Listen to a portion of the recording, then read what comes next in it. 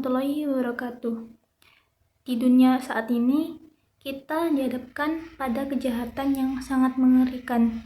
Salah satunya yakni human trafficking atau perdagangan manusia, termasuk eksploitasi seksual, kerja paksa, penjualan bayi, dan bahkan perdagangan organ tubuh secara ilegal.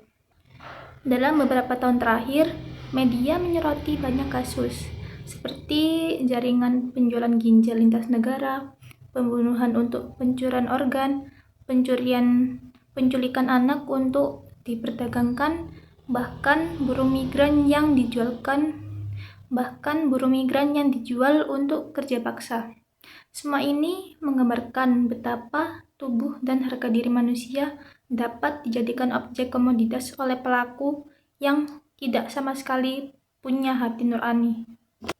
Dalam video ini kita akan membahas bagaimana hukum pidana Islam atau fikih jinayah menilai human trafficking dan perdagangan organ.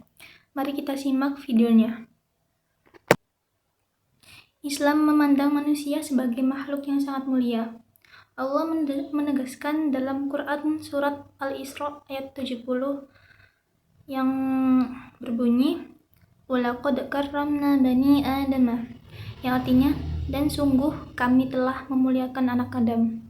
Ayat ini menunjukkan bahwa manusia memiliki kehormatan yang tidak boleh direndahkan atau diperjualbelikan.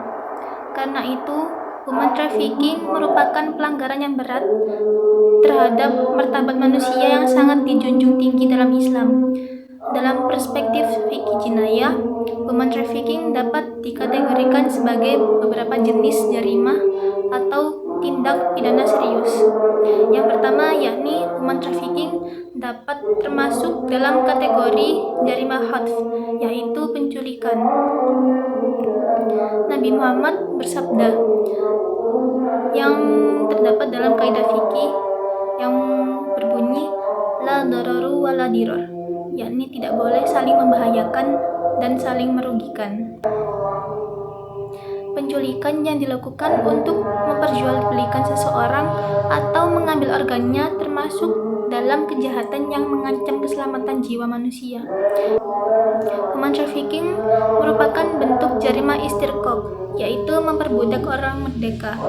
Dalam hadis riwayat Bukhari disebutkan bahwa ada 3 orang yang akan menjadi musuhku pada hari kiamat. Salah satunya adalah orang yang menjual manusia merdeka lalu memakan hasil penjualannya.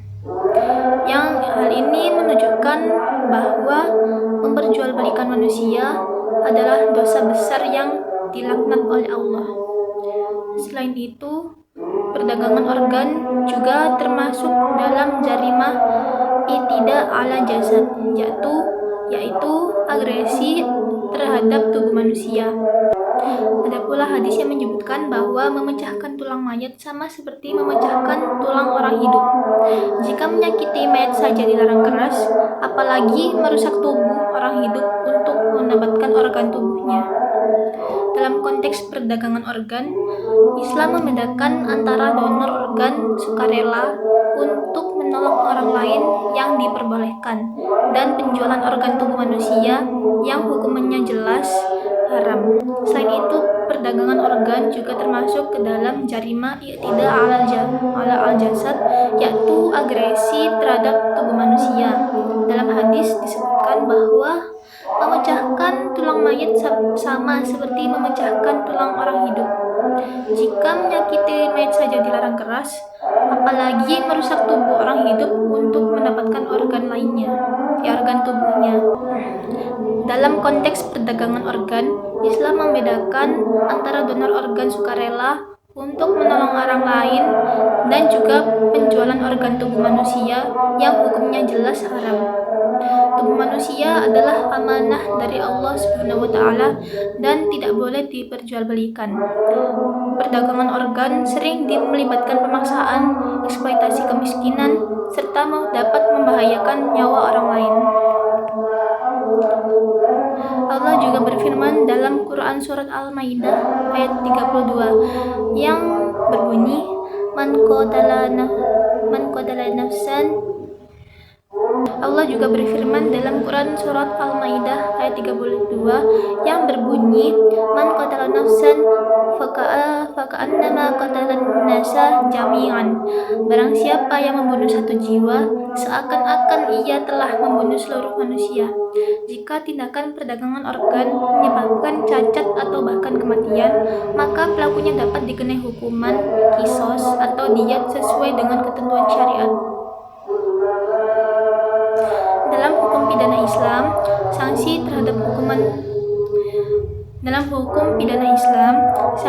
terhadap hukuman trafficking dan perdagangan organ dapat berupa beberapa bentuk hukuman. Yang pertama yakni takzir, yaitu hukuman yang ditentukan oleh negara sesuai dengan tingkat kejahatannya.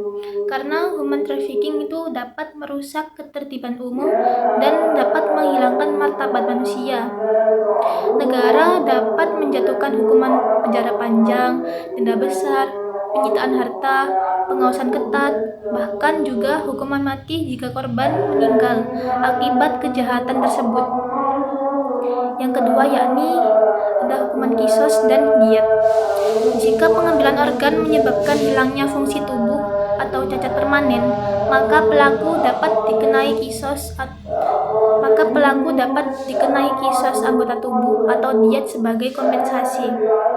Jika korban meninggal akibat tindakan tersebut, pelaku dapat dijatuhi hukuman kisos jiwa atau diat penuh.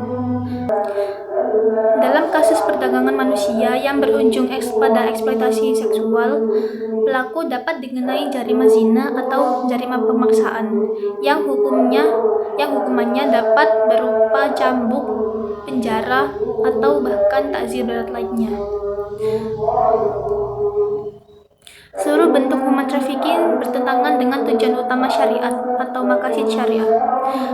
Kejahatan ini dapat melanggar perlindungan jiwa, melanggar kehormatan manusia, merusak keturunan, mengeksploitasi harta, dan merendahkan martabat agama serta kemanusiaan.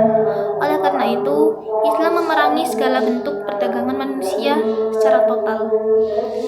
Jadi tidak bisa untuk seperti itu.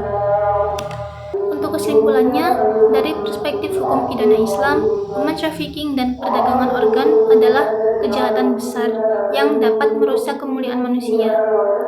Islam juga memandang bahwa tubuh dan jiwa manusia sebagai amanah Allah, bukan untuk komoditas.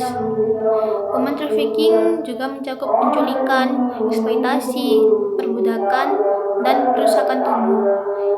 Dan semuanya itu termasuk jarimah berat yang dapat dijatuhi hukuman takzir, kisas, atau diat. Semoga pemahaman ini dapat menambah kesadaran kita untuk menolak segala bentuk perdagangan manusia dan melindungi kemuliaan manusia sebagaimana yang diperintahkan oleh agama Islam. Wassalamualaikum warahmatullahi wabarakatuh.